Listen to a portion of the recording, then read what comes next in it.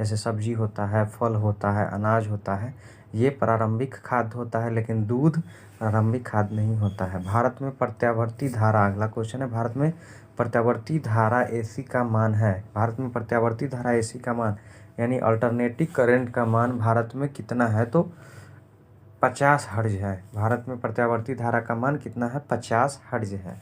ठीक है। उसके बाद 39 नंबर क्वेश्चन देखेंगे तो टिक्का रोग किससे संबंधित है? टिक्का रोग जो है वो मूंगफली से संबंधित है। मूंगफली से संबंधित रोग है। टिक्का रोग जो है वो मूंगफली से संबंधित रोग है। इसको आप इस तरीके से याद करेंगे। उसके बाद है 40 नंबर में क्वेश्चन है, ट्राइबेसिक एसिड। ट्राइबेसिक एसिड इसमें से कौन है? जैसे फर्स्ट में दिया हुआ है hydrochloric acid, sulphuric acid, phosphoric acid, nitric acid. तो ट्राइबेसिक एसिड जो होता है वो phosphoric acid, tribasic acid phosphoric acid को ही कहा जाता है। ठीक है, तो इसको आप ध्यान में रखेंगे। उसके बाद है अगला क्वेश्चन, एस्कॉर्बिक एसिड यानी एस्कॉर्बिक अम्ल किस विटामिन का नाम है? तो आपको पता होना चाहिए कि विटामिन C का जो नाम है वो एस्कॉर्बिक एसिड है। एस्कॉर्बिक एसिड विटामिन C का नाम है। अब उसके बाद अगला है, धातु जब अम्ल से अभिक्रिया करता है, धातु जब अम्ल से अभिक्रिया करता है तो कौन सा गैस उत्पन्न होता है? तो वो गैस उत्पन्न होता है हाइड्रोजन। जब एक धातु जैसे में मैग्नीशियम हो गया, ये सब धातु हो गया, तो मैग्नीशियम हो गया, सोडियम हो गया, आप लोग को पता होना चाहिए धातु किसको कहते हैं? जिस एलिमेंट के, जिस तत्व के नाम के लास्ट में म आ रहा है वो धातु हो गया। और जिस मोस्टली देखा गया है तो इसके बेसिस पर हम आपको बता रहे हैं कि किसको धातु कहते हैं, किसको अधातु कहते हैं। अधातु किसको कहते हैं? तो कोई भी तत्व है, जैसे में आपको ले लेते हैं फ्लोरीन हो गया, ठीक है, कार्बन हो गया, तो ये सब अधातु है। यानी ये सब जैसे आप पढ़ेंगे, कार्बन हो गया, उसके बाद फ्लोरीन हो गया, तो ये सब सेंटेंस का जो नाम है इसके लास्ट में न आ रहा है, तो जिस सेंटेंस यानी वाक्य तत्व के नाम में लास्ट में न आता है उसको क्या बोलते हैं? अधातु बोलते हैं। तो जब धातु किससे अभिक्रिया करेगा? जब धातु अम्ल से यानी एसिड से, जैसे एसिड हो गया H2SO4 यानी सल्फ्यूरिक एसिड उसको बोला जाता है, तो H2SO4 से कर लेगा अभिक्रिया, या HNO3 से कर लेगा, या नाइट्रिक एसिड से कर लेगा। तो ये सब से जब रिएक्शन करेगा ये दोनों, तो कौन गैस प्रोड्यूस होगा? तो कौन गैस प्रोड्यूस होगा? तो हाइड्रोजन गैस प्रोड्यूस होगा। उसके बाद है 43 नंबर में, इलेक्ट्रॉनिक विन्यास 287 वाला यानी 287 वाला अधातु तत्व कौन सा है? तो अधातु तत्व कौन है? क्लोरीन है। कार्बन, ऑक्सीजन, नाइट्रोजन सब दिया हुआ है, इसमें सभी अधातु हैं। देख सकते हैं इस सब के नाम के पहले न लगा हुआ है, लेकिन यानी 287 दिया हुआ है तो सबको जोड़ेंगे। इलेक्ट्रॉनिक्स विन्यास को जोड़ा जाता है, सबको तोड़ करके लिखा हुआ है, इसमें इलेक्ट्रॉनिक्स विन्यास तोड़ करके लिखा जाता है। सबको जोड़ेंगे, 2 8 कितना हो गया? 10, 10 7 कितना हो गया? 17। और 17 किसका होता है? एटॉमिक नंबर यानी परमाणु संख्या किसका होता है? क्लोरीन।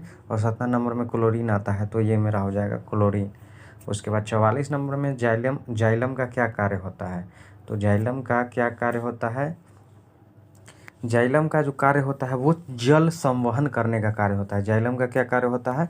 जल संवहन करने का कार्य होता है। जाइलम का कार्य होता है जल संवहन करने का। उसके बाद 45 नंबर में, रासायनिक परिवर्तन नहीं है। उसके बाद लिखा हुआ है, कागज़ का जलना, दूध का खट्टा होना, कोयला का जलना रासायनिक परिवर्तन नहीं है। यानी कौन इसमें भौतिक परिवर्तन है? तो भौतिक परिवर्तन आपको पता होना चाहिए किसको कहते हैं? भौतिक परिवर्तन उसको कहते हैं जिसको आप, जैसे में मान लीजिए कि पानी से वाष्प बनाया जाता है, फिर वाष्प से हम पानी को भी बना सकते हैं, तो उसको भौतिक परिवर्तन कहते हैं। और रासायनिक परिवर्तन, जैसे दूध से दही बना देंगे लेकिन दही से हम दूध नहीं बना सकते हैं, तो ये सब रासायनिक परिवर्तन हो गया। कागज़ का जलना भी क्या हो गया? रासायनिक परिवर्तन हो गया। जैसे कागज़ को यदि हम माचिस मार करके जला देते हैं तो वो तो राख में परिवर्तित हो जाएगा, राख से तो हम कागज़ बना नहीं सकते हैं, तो ये क्या हो गया? रासायनिक परिवर्तन हो गया। कोयला का जलना, कोयला को अगर जला देते हैं तो वो भी राख हो जाएगा, राख से तो हम कोयला बना नहीं सकते हैं, तो ये भी क्या हो जाएगा? एक रासायनिक परिवर्तन। ये तीनों रासायनिक परिवर्तन है। और फर्स्ट में ये है पानी का उबलना, वो भौतिक परिवर्तन है। इस टाइप के जो क्वेश्चन आते हैं तो क्वेश्चन को अच्छे से आप लोग पढ़ेंगे, ठीक है। जैसे में लिखा हुआ है रासायनिक परिवर्तन नहीं है। रासायनिक परिवर्तन नहीं है तो कहने का मतलब कि इसमें से कौन भौतिक परिवर्तन का उदाहरण दिया हुआ है? तो वो देख करके आप क्वेश्चन को बारीकी से पढ़ेंगे, अच्छे से पढ़ेंगे, समय देंगे क्वेश्चन पर, उसके बाद आंसर देख करके कंफर्म होकर के आप लोग मारेंगे, ठीक है। उसके बाद 46 नंबर यानी 46 नंबर में H2SO4 का एटोमिसिटी कितना होता है। H2SO4 को आप लोग को पता होना चाहिए। H2SO4 को सल्फ्यूरिक एसिड कहा जाता है। तो H2SO4 का एटोमिसिटी हम लोग देखेंगे। तो इसका हाइड्रोजन का इसमें 2 गो है एटम, सल्फ़र का 1 है और ऑक्सीजन का 4 है। तीनों के अगर जोड़ते हैं तो हाइड्रोजन 2, सल्फ़र 1 3 और ऑक्सीजन 4, 3 4 कितना हो गया 7। तो H2SO4 का एटोमिसिटी कितना हो गया 7। आप लोग को अच्छे से समझ में आना चाहिए। अगर समझ में आप लोगों को नहीं आएगा कोई चीज़ तो आप लोग कमेंट बॉक्स में टाइप कर सकते हैं। कोई चीज़ अगर समझ में नहीं आएगा तो आप कमेंट करेंगे, हम कमेंट का रिप्लाई आप लोगों को कोशिश करेंगे कि जितना तक हमसे हो पाए आप लोगों को रिप्लाई देंगे, आप लोगों का हेल्प करेंगे। बस आप लोग अपना सपोर्ट बनाए रखें, लाइक करें, शेयर करें हमारे चैनल को और सब्सक्राइब करें, ताकि और भी बेहतरीन वीडियो आप लोगों के लिए एजुकेशनल वीडियो बनाए, ताकि आप लोग एग्ज़ाम में अच्छे स्कोर कर नौकरी पा सकें। उसके बाद 47 नंबर में क्वेश्चन है, साबुन का सह उत्पाद है ग्लिसरॉल। तो साबुन का जो सह उत्पाद होता है वो ग्लिसरॉल होता है। साबुन का सह उत्पाद क्या होता है, ग्लिसरॉल। साबुन का जो सह उत्पाद होता है वो ग्लिसरॉल होता है, ठीक है। उसके बाद 48 नंबर में देखेंगे, इनमें से सही कथन चुनें। जैसे 4 स्टेटमेंट यानी 4 कथन दिए गए हैं। अब इसमें से बोल रहा है कि सही यानी राइट स्टेटमेंट कौन है, यानी राइट कथन कौन है। पहला हम लोग स्टेटमेंट पढ़ेंगे तो द्रव्यमान हमेशा स्थिर रहता है जबकि भार बदलता है, पहला हो गया। दूसरा है द्रव्यमान हमेशा बदलता है जबकि भार स्थिर होता है। तीसरा है द्रव्यमान और भार दोनों स्थिर रहता है। और चौथा है द्रव्यमान और भार दोनों बदलते हैं। तो जैसे आप लोगों को एग्जाम्पल दे करके मैं समझाने का कोशिश करता हूँ। जैसे में एक बुक रखा हुआ है, ठीक है। एक बुक रखा हुआ है, 9th का फिजिक्स का बुक रखा हुआ है। तो वो देखेंगे तो मास मतलब होता है, द्रव्यमान मतलब होता है कि वो कितना जगह छेक रहा है। तो 9th का एक फिजिक्स का बुक जो होता है भारतीय वन का, देख सकते हैं कितना बॉक्स टाइप का आप लोग का जगह छेक लेता है। लेकिन उसमें भार यानी वजन तो नहीं ना होता है, उसमें वजन तो नहीं होता है, लेकिन द्रव्यमान वही रहता है। अब उतना ही को बुक ले लिया जाए, उसमें काफ़ी सारे पेज हो। 9th के फिजिक्स में तो काफ़ी कम पेज होते हैं, उसमें काफ़ी सारे पेज हो और उसको रखेंगे तो उसके वेट में यानी वजन में चेंजिंग हो जाएगा। तो कहने का यही मतलब है कि द्रव्यमान हमेशा स्थिर रहता है, वो कांस्टेंट रहता है, जबकि भार को बदला जा सकता है। अगर मान लीजिए कि फिजिक्स का एक बुक रखा हुआ है, उतना ही स्पेस का यानी उतना ही जगह का, उतना ही द्रव्यमान का हम वहाँ पे एक लोहा का पट्टी डाल देते हैं तो उसका कितना वजन हो जाएगा, उसका हाईएस्ट वजन हो जाएगा। तो द्रव्यमान हमेशा स्थिर रहता है, कहने का मतलब यही है, जबकि भार क्या होता है, बदलते रहता है। उसके बाद 49 नंबर क्वेश्चन देखेंगे, गिलास में पानी पर बर्फ तैर रहा है, ठीक। यदि बर्फ पिघल जाए तो आयतन पर क्या प्रभाव पड़ेगा।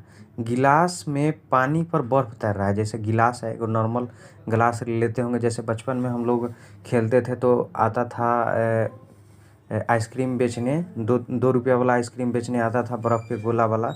तो उसको हम लोग पानी में डाल करके देखते थे, उतना ध्यान नहीं था लेकिन नॉर्मली खेलते थे। तो याद कीजिए वही चीज़ को, ठीक है।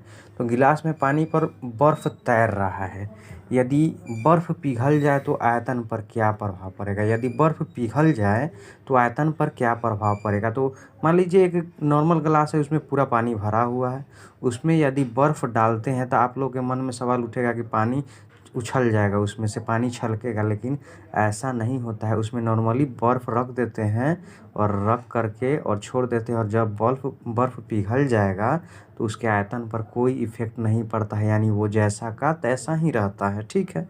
यानी उसमें कोई चेंजिंग नहीं होता है। तो इसका कौन सा ऑप्शन सही होगा, सी ऑप्शन सही होगा, आयतन वही रहेगा। 50 नंबर क्वेश्चन देखेंगे, मध्य कर्ण में इनमें से कौन सा हड्डी नहीं पाया जाता है।